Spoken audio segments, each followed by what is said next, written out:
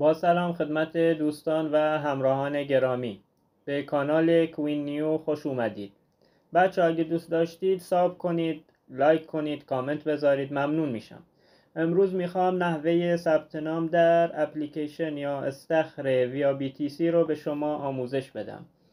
بعد از دانلود و نصب اپلیکیشن میریم سراغ ثبت نام، اونو اجرا میکنیم و وقتی وارد برنامه شد روی گزینه بالا سمت راست میز کلیک میکنیم. بعد از کلیک کردن وارد قسمت ثبت نام سمت چپ پایین میشیم و اونو کلیک میکنیم.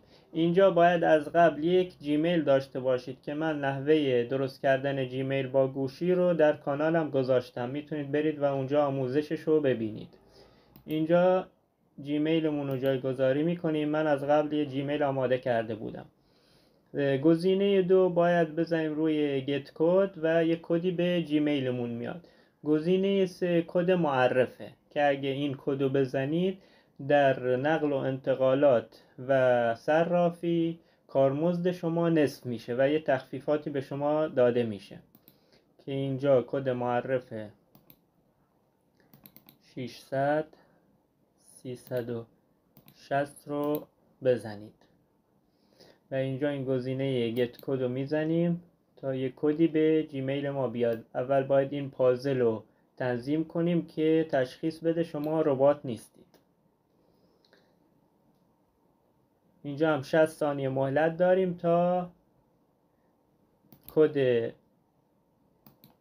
کدی که به جیمیل ما بیاد رو کپی کنیم و اونجا جایگذاری کنیم. اینجا یه رفرش میکنم تا کد بیاد. کد اومد و اونو کپی میکنم.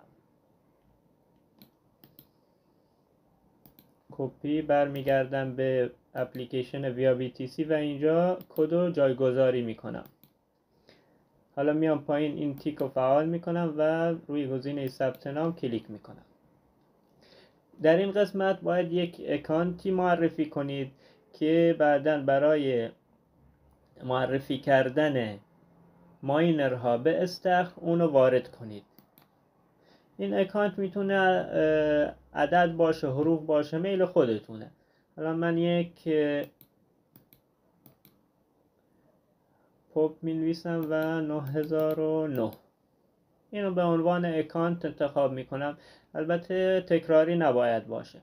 پایین یک پسورد باید بنویسید. پسورد شما باید شامل اعداد، حروف، علامت، حروف بزرگ باشه که برای نمونه من باز از حروف کوچیک، یک نماد ادسان، یک حروف بزرگ و عدد.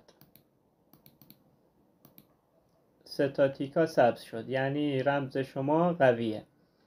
باز اینو کپی میکنم و پایین جایگذاریش میکنم. دوتا باید یکی باشه و میزنم رو گزینه تایید یا ثبت نام. این قسمت رو میتونید رد کنید یا کاراش هم انجام بدید که بعداً آموزشش رو جداگونه میذارم. میزنم مرحله بعد. ثبت نام شما تمام به اتمام رسید و استخر شما آماده است. فقط اون آیدی رو باید به ماینرها معرفی کنید که اینجا ثبت بشن و کار کنن. بچه ها ممنون از همراهی شما. لطفاً ساب یادتون نره.